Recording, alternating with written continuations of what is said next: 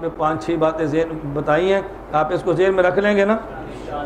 تراویح کے حوالے سے ایک بات اور ذہن میں رکھ لیں، غیر مقلدین کا اور آپ سے اصل اختلاف یہ ہے کہ تراویح ہے یا تراویح نہیں۔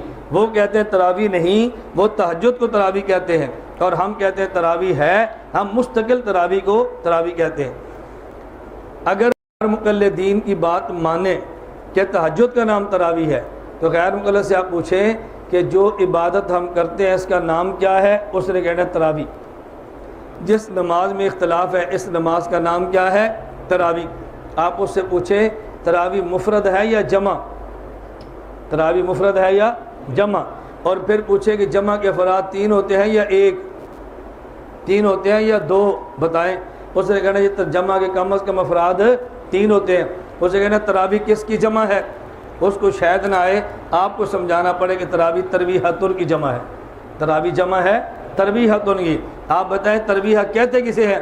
انہوں نے کہنا 4 رکعات کے بعد یہ جو وقفہ ہوتا ہے اس وقفے کا نام ترویح ہے، اس وقفے کا نام ترویح ہے۔ بات توجہ سمجھنا، اس وقفے کا نام ترویح ہے۔ اس کا مطلب 4 پھر وقفہ پھر 4 پھر وقفہ پھر 4 پھر وقفہ، تو یہ جو 8 رکعتوں کے درمیان 4 کے بعد وقفہ ہے اس کا نام ترویح ہے۔ آپ نے کہنا یہ تراویح بنتی ہی تب ہے جب کہ کم از کم 12 رکعتیں ہوں۔ کم از کم کتنی ہوں؟ 4 کے بعد وقفہ 4 پھر وقفہ اور پھر 4 اور اس کے بعد پھر وقفہ، 3 تراویح ہوں گے نا، بات سمجھتے ہو؟ تو بھئی جب 4 کے بعد وقفہ پھر 4 کے بعد وقفہ، یہ تو ہو گئے 2، اس کے بعد پھر 4 12، یہ کم از کم 12 رکعت ہوں تو 3 تراویح بنتے ہیں، اگر 12 سے کم ہو تو پھر 3 تراویح بنتے ہی نہیں۔ یہ بات سمجھا لو گے؟ تو لفظ تراویح بتا رہا ہے کہ تراویح کی کم از کم رکعتیں اگر ہیں تو 12 ہیں، 12 سے کم رکعتوں کا وجود ہی نہیں ہے۔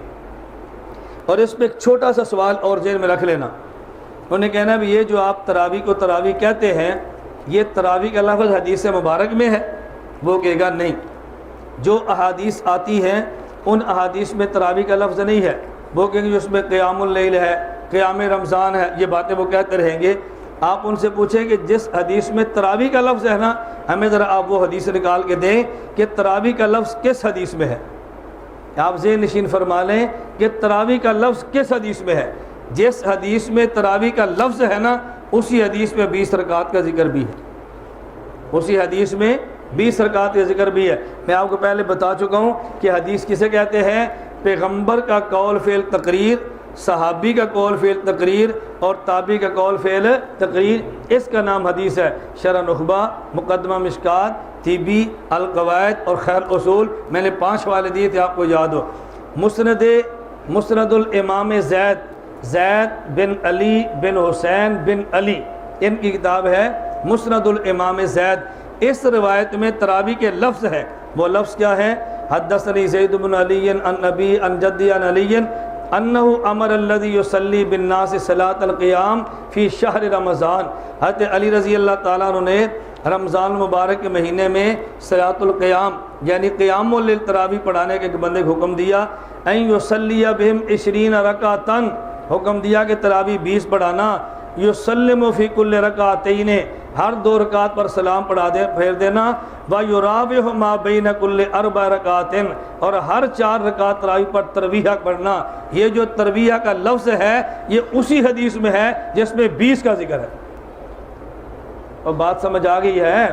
بھائی تراویح کا لفظ آپ پوچھیں گے نا غیر مقلدین سے کہ لفظ تراویح کہاں سے ہے، ہمارے اوپر تو کوئی اعتراض نہیں ہے، ہم کہتے ہیں کہ فقہا نے تراویح کا لفظ بتایا ہے اور اصطلاحات فقہا نے بتائی ہیں، ہم فقہا کو مانتے ہیں، تم قرآن حدیث کے بات کی بات نہیں کرتے، تو تم بتاؤ تراویح کا لفظ کس حدیث میں ہے؟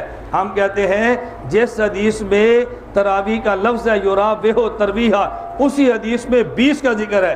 معلوم ہوتا ہے کہ تراویح اور 20 آپس میں یہ لازم ملزوم ہیں، جن میں 20 ہے انہی میں یراوح اور جن میں یراوح اسی میں 20 ہے، تو 20 و ترویح کا آپس میں گہرا جوڑ ہے۔ تو جو بندہ 20 نہیں مانتا اس کو کم از کم اس عبادت کو تراویح نہیں کہنا چاہیے۔ ہم تراویح بھی کہتے ہیں اور 20 رکعت بھی مانتے ہیں۔ اللہ ہمیں یہ بات سمجھنے کی توفیق عطا فرمائے۔